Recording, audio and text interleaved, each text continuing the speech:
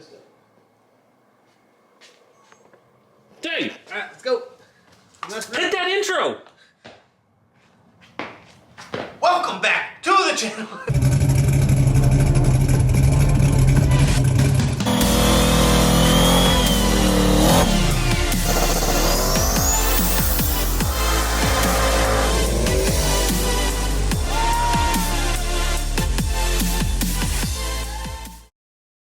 It still leaks! Unreal! Like, what kind of shit is that? Sooner or later, Dave's gonna quit No, complaining. I'm gonna keep bitching. I got 14 days to bitch. Is it 14 or 13? I don't know. Oh, Anyways, here we are, working on a Powerglide. So we got it torn apart, cases down there. So you pull the front pump assembly out. I guess this is like how to do dump valves on your transmission maybe, but I'm not really great. They send a great instruction booklet, follow your instructions. I'm just gonna kind of show you. There's only 2 pictures. I'm gonna kind of show you as we go through. So we took the pump apart. There's a hole right here. That is the feed for your converter. So that is the hole. You drill it out, you tap it, and then you put a plug in there, and then you can drill the plug to regulate the amount of fluid that gets to the converter. So we're gonna do that. I'll kind of show you as I do that. And then we got the valve body apart. So in order to do an internal dump valve, it's like the converter charge pressure circuit is where you drill and you put a fitting in here, and it allows fluid to bypass that circuit, and that's what the internal quote-unquote dump valve does, is it bypasses, you know, this pressure circuit that sends pressure to the converter. So it's this spot right here, this one right here. If you flip it over, it's right here. You're going into this circuit right here. That's what you're going to take, is you want your drill to come through right there and not go anywhere else. So you got to drill it very specific. You can't drill it where that little ball is. You actually have to come up and over a little bit. But I'm going to start drilling that and show you what it ends up like. I mean, they have a picture here. You can see, you know, where it goes. So I'm going to start that and get that fitting in there, and then we can kind of put this back together. I don't know, can you reuse these valve body gaskets? Oh. I don't know, Dave's got to get us a gasket. What? He doesn't know. Provide that in your how-to kit? I don't know what's going on here. So that's what we're currently doing. Let me get this drilled, and Dave just won't shut up. Did you get an ice cream? Are you straight? You didn't look straight. You should blow it out with air, that's not gonna work. Well, I'm just very... Oh. Almost got you, your ass. Hey, pipe down. Spray that away from the car. What's wrong with you? So Dave didn't think this was a jet. Well, my camera I or didn't your know. camera? This is yours. I didn't know. Oh, is it? Yeah, I didn't. Hey, Why is yours welcome so back zoomed in? to the channel. No, so here we are. We've kind of finished this, but we're waiting on new gaskets. So we're holding off on that. That part is close to done, so that's drilled and fitted. Here, show them. Here, I guess let me pick it up so you can show them. And see, it goes into that passage. And it's supposed to be off center because it has to fit. Yeah. So this is where the converter gets its pressure from. So you drill, put a fitting there, and so when you open this valve, where this fitting's at, it lets all the fluid out so it doesn't go to the converter, and it lets it flash really high. Second thing we're doing here is called pump mod on a Powerglide.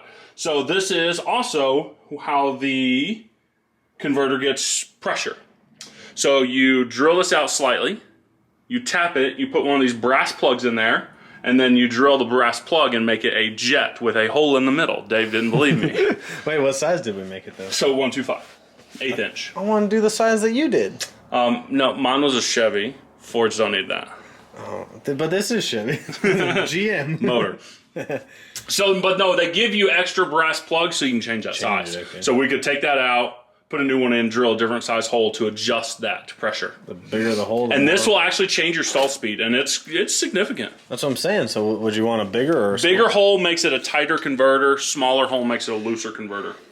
but it all comes with balance. Like, Yeah, no, you can't just drill the whole damn thing. correct, because you know, your converter and the blades and everything else plays into a huge part of it as well. What pump you have and how much pressure you have play a part of it. I mean, there's so many pieces to the puzzle. These are just helping extra tools to help you dial it in. So you got this awesome converter. And, you know, even if your converter's perfect, you can use all these tools to help it spool or be smoother on the shift or flash higher on the hole. Or if you're no prepping, you can get into high gear and just let it sit there and hit the RPMs. Like, you can do so much and not have to change the converter using all these tools. Do people go crazy as they have like multiple of these like already drilled out and just swap them out? There's no way. Sure. Think so? I'm sure. Maybe some crazy. Because you can change a Powerglide pump pretty quick. So if you already have this as a different size and you have the pump just ready to go, slide your transjack, boop, boop, boop, boop, pull the pump out, put the new pump in so you don't have to take it apart, boop, boop, boop, put it all back together, quick stator change, boom, off to the races. I mean, you joke, but even like in my early days when I had my Corvette, we do converter changes. Like, we'd go test at a race Friday night, and if the converter was wrong, like, we had a spare one in the truck, and we'd swap. Yeah, someone already was like, "You're really gonna swap converters or the stator?" Yeah. I'm like, "Bro, it doesn't take that long. I could drop the trans like 15 we are. minutes." No, it is like you go test the night before a race, and it's like, oh man, altitude or the weather, or you know, we changed the turbo, and it's not what we expected. Yeah. Boom, you have spare stators for that. Takes 20 minutes to pull the trans out, buzz all those bolts out. Like, I mean, seriously, it is. I mean, it's probably a 2 to 3 hour total start to finish job. Yeah. But if you go test the night before and there's a $20,000 race the next day, it's worth it. Fucking 3 hours of work. Yeah, I mean, that's why you test. Exactly. So, anyways. Yeah, I got a looser one and a tighter one, so we can go either way. No, I'm ready. Super smart. So these are all those. We have to drill the case now and put a fitting in the case and the pan. But other than that, like, we're waiting for some new gaskets. We got conflicting stuff. Yes, you can reuse them. No, you can't reuse them. The reason we're not, these are the cork style, not the rubber. And they've been torqued, and the one gasket doesn't look too good. Like, it's got some stuff on it, so we're not even going to chance it. We're here. They're cheap. They'll be here Friday. The motor's going to be here Friday. It's not holding us up. It's $10. I mean, yeah. So here we are. So we're going to put this pump back together. We're done with the pump, and yeah. Sweet. So this is where we're at on the dump valve installation. I just, we don't have gaskets yet for this. I just kind of assembled this back up so I can mock this up. You can see this fitting is now permanently installed. Looks terrific. And then this line comes here. I had to drill a hole in the case right there and put a bulkhead in there. So there's a 6AN fitting on the backside here. And that's connects up to one of the solenoids. So what happens, you know, when you hit the button or you use the computer to control it, it will take this circuit pressure, which is for the converter, and when that solenoid opens, all the fluid will go through there, go to the solenoid. From the solenoid, it goes back to the pan and just drains it. So, I mean, it's called a dump valve because that's what it's doing. It's dumping the fluid just right back into the pan. So instead of going to the converter and giving the converter all the fluid and pressure, it dumps it out and puts it back in the pan. So you can also see I drilled 2 holes here, tapped them, and put those there. So one of these is the internal dump, and the external dump just goes on the cooler circuit. So, you know, the transmission cooler, there's 2 lines here for your transmission cooler. The external dump goes on one of those lines. Same principle. There's a solenoid there. It opens up, and then it dumps it back into there. The external is not nearly as efficient as the internal. Internal does a lot more. You know, some people say the internal is worth like 400 RPMs worth of flash. So, you know, without the dump, you'd flash to 6,000. With the dump, it'd flash to 6,400. The external, I hear, is good for about another 200 RPM. My internal actually was a little more than, you know, 400 RPM. I thought mine was like 500 to 600 RPM or even a little more. Some people I've heard to say using both of them, they can get 800 to 1,000 RPMs of difference. I don't know. We'll play around with it. We'll test it out. But this is kind of wrapping up this part. Besides the wiring and hooking up all the lines, the rest is pretty straightforward. It's all on the external. So the internal's done. The pump's back together. We finished that. So really we're just waiting for these gaskets and we can throw all this back together. I mean, we got 30 minutes left and then transmission's put back together and done. It's really not too hard. Their instructions are actually great. I don't know why Dave said there's only 2 pictures. Like, there's pictures on every page. in the Hughes instructions. It's actually some of the best instructions that I've ever messed with. I really like their instructions. So they're great. So yeah, just follow the instructions. It's pretty easy. All right, so Dave's here. Billy? He's already getting on my nerves, and he just got here. Man, we should have got lunch first. How are we going to work on empty stuff? I tried to get you to bring me lunch. I told you the only way to make me productive is bring me lunch. I'll get it delivered. I found how to get Bangkok delivered. How? I got Prove this. it. I will. Prove it right now. I mean, I ate, but I'll eat again. No, you can't be fat for race day. So, you know, while we're here, let me just show you my updates. I got all this cleaned up, got the battery charged and in, hooked up. We're getting this ready down here. So this is the fuel pump. I put the, nice connector on it, loomed it. I got this ran down here, so these two will connect and we'll, zip tie them up out of the way. So really the wiring down here is done. We still have to make a mount for that, but I think we're waiting on a P-clamp still. They came in. So Dave got the P-clamp so we can finish that up. Like literally the world's biggest I hurt my back. No way. So this is really good. I have been in excruciating pain all day. God, you're such a bitch. I don't think it's like... You know how many times I've hurt my back to get your shit out? I don't think... Would you shut up and listen? Did you tell him that? No, we never told him that. Would you shut up and listen? Dropped your hatch and smacked the corner. Oh my god, yeah, facts. I don't think it's muscle, like, I think I have an internal organ in pain. Yeah, because how much ice cream you're bad.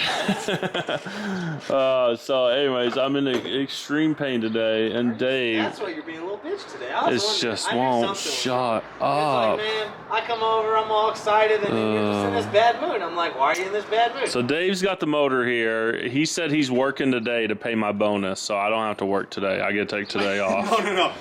That's exactly what you said. That's what I said, but in the wrong context. No, that word for word. That is what he said. As I usually do. I was wondering, why am I over here helping when you... I told you to leave. You wouldn't get it done. Did I not tell you to leave? Well, yeah, but I don't believe you. That's a lie. Oh, now we're just wasting time. I gotta go lay down. What that? $5,000. Am I dark? Am I blown out by the sun? Oh, I don't know. No. $5,000 if we win the street racer class. And I told you what? LS swap. Welcome back to the Yeah. This is in the middle of the video, you idiot. Welcome back to the middle of the video. Alright, so we're still in the middle of our Powerglide rebuild here. So I put the servo back on. The servo goes on, and this little thing sticks out of the servo, and that piece we were wondering, it's right here. It goes on that side of the band, and then this piece goes on the other side of the band, and then your adjuster comes through here and tightens up on the band on this drum. So we got all that installed. That's all that came out when we heard all the noise. The adjuster, you just screw it in, tighten it to 72 inch-pounds, and then you back it out 3.5 turns, 3.25 turns, whatever. So that's all done. So we got the new gaskets on the valve body. I torqued this. You just start in the middle, go circular out. It's like 100 and something inch-pounds. Inch-pounds, not foot-pounds, inch-pounds. So I did all that except for the outer bolts. Those will actually hold it to the transmission body. So I'm about to put this in and then torque it. And then, yeah, we got a few just odds and ends pieces left up, and the transmission will be done. They're actually over here working on the engine right now. So yeah, the manifold's on, flex plates on, valve covers. Your boy Streetcar Joe welded these up for Dave and put some bungs, actual bungs. Look amazing. So they're not plastic terrible fittings anymore. Well, then the problem is some people will sell plugs for these, but they like high boost will pop them out. Boom. Weld them so up. These are welded up. Streetcar Joe did all that great stuff. F-150 engine. And then it's a Supercar 4 GT motor that he's putting in there. 5.0 block. But yeah, they're getting it finished up, and it is not a 5.0 block. What's up, Dave? Forget your stupid floors, Joe. Look at my car. Dude, if you're scratching my floors, you're dead. Me? Okay, how about this? Every scratch in my floors is scratching your car. No. Every scratch on my car is about the same. That's a junkyard floor? Stop right now. I will sling this into your car. All right. Oh, God, this hurts. Ooh. This is my hands, Dave. You should be happy that... Forget your hands. You're not a surgeon? Oh, wait, you do work on computers, though. You kind of need your hands. You need to pull out the jack-in. Hey, oh, got it. Oh, boy. Oh, boy. Oh, boy. Oh, we got more room up here. We're golden. Sheesh. It's no thing, Jelly Bean.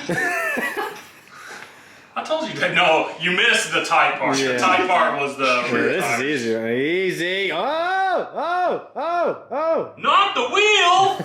Yeah, not the polished wheels. This is backwards. We're going to need to drop it and flip it. Because look, once you rotate the picker, the engine's going to be backwards. We'll just spin it.